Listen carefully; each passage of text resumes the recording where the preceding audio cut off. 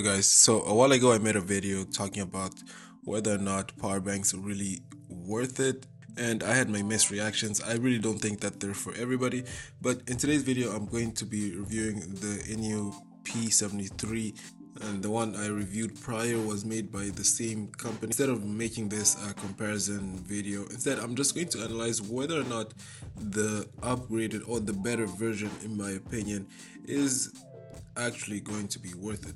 So the main difference that this one has that the other one didn't is the fact that this one is able to charge wirelessly, and honestly that's really important, and it comes in really handy, especially if your phone is capable of charging magnetically. I think it's awesome. You can just slap it at the back of your phone and use it pretty much as you want. It adds a little bit of weight, and initially it didn't feel natural, right? Like if you're used to your phone being a certain weight, putting something on there is just going to make me feel, it's going to make it feel just a whole lot different. But it doesn't take that long to get used to, and not just that, it doesn't take that much space as well. So it's just roughly the same width as an iPhone, and being able to put it away and store it away, or even put it in your pocket, it really isn't going to be that big of a hassle or make that much of a difference. And also, just in my personal opinion, I think it looks beautiful, especially the white and the silver lining. But like if it was hideous, like, would you really want to put something that looks ugly at the back of your phone? No, right? So I think the fact that it does look visually appealing to me is just, it's the little things, right? Like the little things that matter and make you enjoy using something all the more. And just like the other one, it has 10,000 milliamp battery, so it's gonna give you plenty of battery life to spare if you want to charge your phone and charge different devices. For example, I was charging my PS4 controller, so you can use it for a whole host of other things, just as long as it's capable of plugging into USB-C and the ports that it has. Other than that, then you should be able to get an ample amount of battery life on the go and whatever you may be doing. Now, one thing though, you can't charge your phone while it's charging, and I guess it makes sense, right? Because it's receiving power, and at the same time, how's it gonna be able to like transmit power to you? Whatever. It's just the little things, right? Like I don't think that one is that bad, but it's just something I'd at least point out. And one of my favorite features when it comes to charging is fast charging. I mean, really, when you move on to fast charging, you really can't go back to like the old slow chargers, because then you get spoiled, right? Like once you're able to charge your phone like within 30 minutes, you get 80%, or 30 minutes you get even 60%. Like you can't go back to the old slow chargers. And since this also has fast charging built in, that means you really don't have to have it stuck at the back of your phone all that long. You just plop it on there and charge your phone, and then you can remove it as soon as you get whatever battery life that you're looking for. But yeah, you don't really have to keep it at the back of your phone, which I guess for some people wouldn't really like be all that efficient, right? Like if you have to just lug it around. But if you just plop it on there, maybe like 15, 20, 30 minutes, get a good charge, then you can just pull it off and just put it away.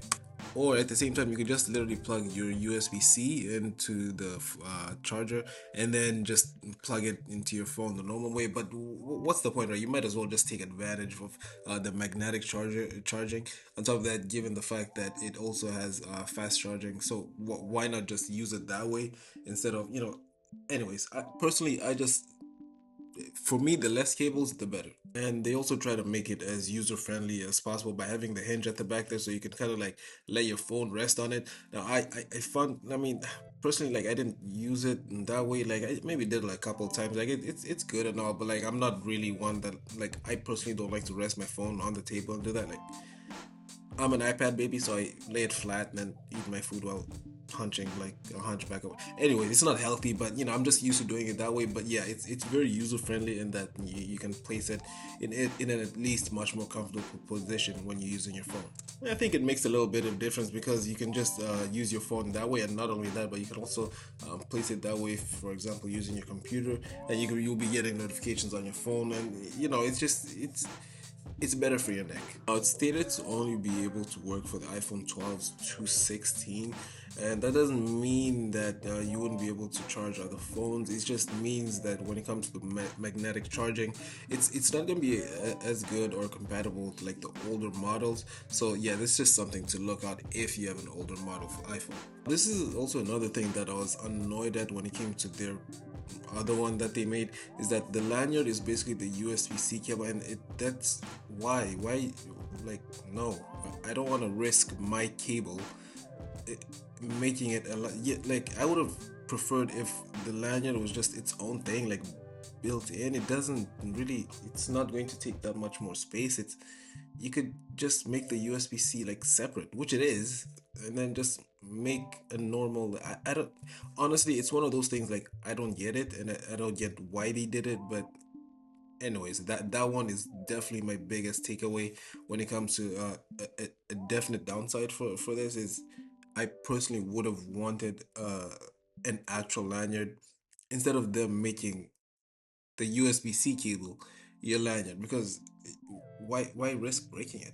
And it's not even like why risk breaking it as in, like I'm clumsy or everybody's clumsy. It's just why put any risk on that? Like it's the cable, it's a cable that's going to be of use, and it shouldn't be one that is used to hold the anyways.